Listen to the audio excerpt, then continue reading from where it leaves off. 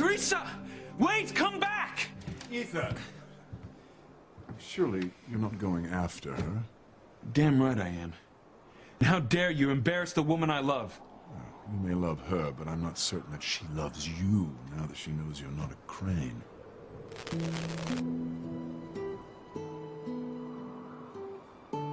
Ethan. No, it's just a piece of jewelry. It's just a thing, but I feel like if I take this ring off my finger, I'll be cutting off my arm. Look, I'm sorry.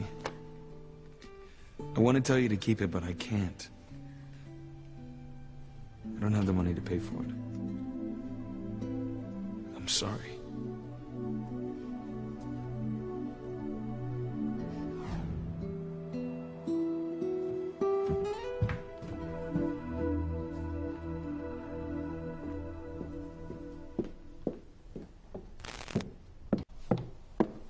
What's wrong with Teresa? She ran past me at the front gate without even so much as a hello. Well, let's just say you missed quite a spectacle, dear. Julian merely asked Teresa to return some Crane property that Ethan had given her. Her engagement ring. Oh, and what did she do? Well, you could say it's a wonder that our pumps aren't soaked. There were so many crocodile tears. She actually returned the engagement ring. Oh, why wouldn't she? Thank goodness your mother was here to point out the obvious. The little gutter snipe has no right whatsoever to any jewelry paid for with Crane money. Huh. But, Ethan... He'll get over it. Once he learns to accept that Teresa only wanted to marry him because of his name. I mean, running out of here the way she did proves it, once and for all. Teresa never loved him for himself. You really think I should go after her? Absolutely. Oh, Ethan, don't be a fool. Teresa made her feelings quite clear by leaving you in the lurch the moment she realized you were no longer rich. Don't listen to him, darling. Teresa adores you. I see it in her eyes every time she looks at you. Oh, do tell, Ivy. Is that the same way you looked at Sam Bennett? This is none of your business, Rebecca. I disagree. You see, now that I'm going to be Julian's future wife, I have a say in everything that happens in this house. Rebecca's right. Thanks to your sordid affair with Sam Bennett, you've lost whatever authority you might have had here. If you had any pride at all, you'd be gone by now. God, how I wish I'd married Sam instead of you. Oh, don't make me laugh. You knew exactly what you were getting into when you married me, contrary to all your pious protestations to Ethan. I never should have let anyone keep me away from Sam. I should have followed my own heart. You expect us to believe that? As if you, the governor's daughter, would have married a cop at any point in your life. What a picture that would have been. Stretching out the weekly paychecks to make ends meet. Would you have sewn your own clothes? Would you have fed your family on tomato soup cake? I think not. I will go to my grave believing that you were secretly happy to lose Sam so you could marry into this family and play the First Lady of Harmony all these years. Don't listen to him, Ethan. He knows nothing about me. Surely you will not believe a word that comes out of your mother's deceitful mouth. I don't know what to think. That's not surprising, considering that she's lied to the two of us all these years. Ethan, not that I have any vested personal interest in your future anymore, but I do hope that you will see that it's for the best that Teresa's left you. Left me? Well, what do you call tearing out of this house without so much as a by your leave once she's stripped of all her shiny baubles? Face it, Ethan, it's better this way. Teresa would only have dragged you down. I don't want to hear this anymore. Ethan, so what if you're not a Crane? You're still an Ivy League grad. You'll make a fine lawyer. You can have a perfectly respectable career if you are not tied down to the daughter of a grad. You'll make a fine lawyer. You can have a perfectly respectable career if you are not tied down to the daughter of a house servant. That's enough, Julian. Forgive me, Ethan. But if Teresa really loved you, she would have stuck by you through hell or high water. Everybody knows that actions speak louder than words. Maybe all Teresa really wanted was the Crane lifestyle. A stepping stone to a glamorous career in fashion. No, that's not true. Okay, well, let me tell you something. I never would have left you. I never would have broken your heart. You're wrong about Teresa. You don't know her the way I do. Well, it's no wonder you defend her after your world has been turned on its ear by your own mother. I'm sure that Teresa's fickle streak is the final straw. She hasn't abandoned me. She doesn't care about money or position. She loves me for who I am inside. Is that what she told you? Yes, and that's what I believe, Rebecca. Bravo, Ethan.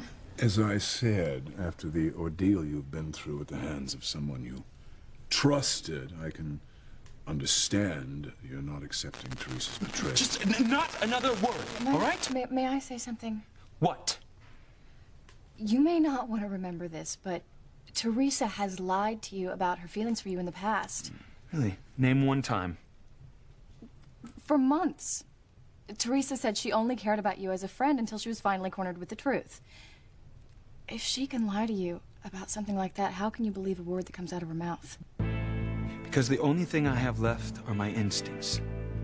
And I have to trust them. And I believe she loves me. You're only gonna get hurt again. I don't think so. Teresa would never do anything to hurt me. And I know for a fact that she is the one person that I completely trust with my whole heart and soul. And she's helping me to track down the vulture who ruined my life by sending that letter to the tabloid. Now, if you'll excuse me, I'm gonna find the woman I love. Well, you must have wondered why I rushed out of here the way I did. Oh, we all had our theories. I wasn't sure, but I knew for one thing that you didn't run away because you had to give back the engagement ring. Run away from you. Is that what they told you? Admit it, Teresa. You were so stricken at having to give up your little sliver of the crane pie you couldn't stand it. That's why you tore out of here like a dog who'd scented a bigger bone. Yes, once you found out that your little Cinderella story wasn't going to have a fairy tale ending, you just left Ethan flat. I would never do that.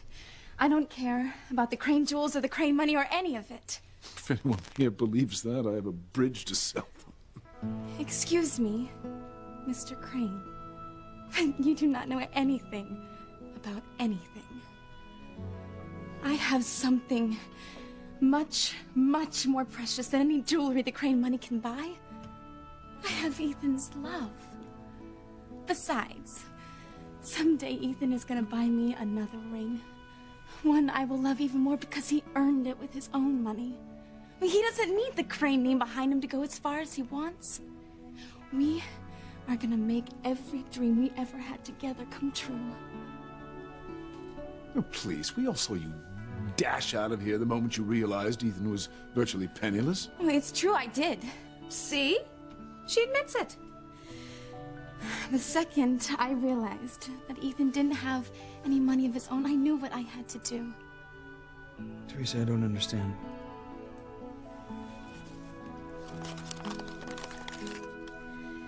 For you.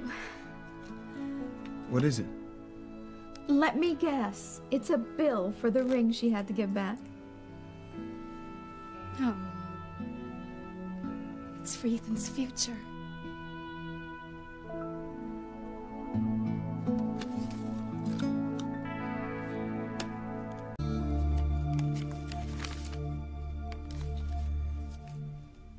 Teresa, what's this? It's my savings. And the reason I ran out was to get to the bank before it closed. It's yours. I can't believe you did this. I know it's not much. No, I can't accept this, Teresa. I can't take your money. But Ethan, it is not my money anymore. It's our money.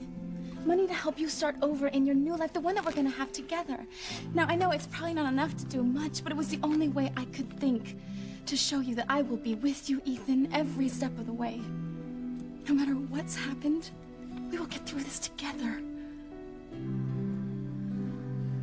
You knocked me out, you know that?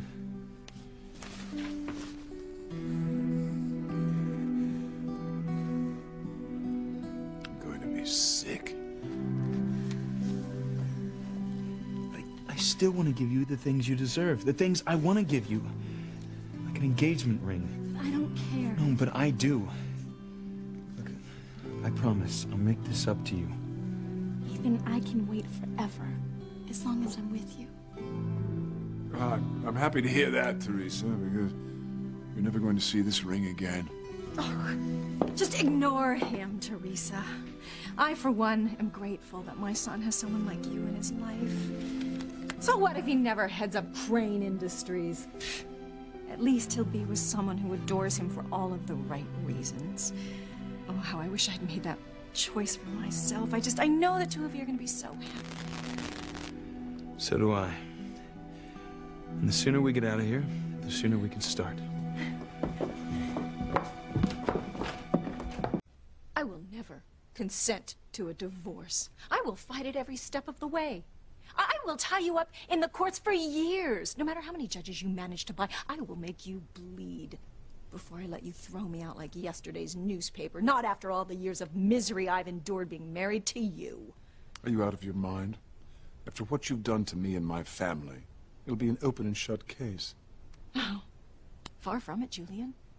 You and I both know you can't afford to get rid of me. No, your family still needs my family's influence. Oh, the Cranes may have all the money, but my family has the political clout and respect you need. And besides, you need my silence. Tell her to stop, Julian. He can't, Rebecca, because he knows I'm right. I know too much about the Cranes' dirty linen. I know where all the bodies are buried. Oh, the headlines about Ethan's paternity? Pale in comparison, don't they, Julian? How dare you threaten me? I have endured years of misery from you two. I deserve a wife who wants me, a wife who welcomes me to her bed. Well, I'm your wife, so get used to it.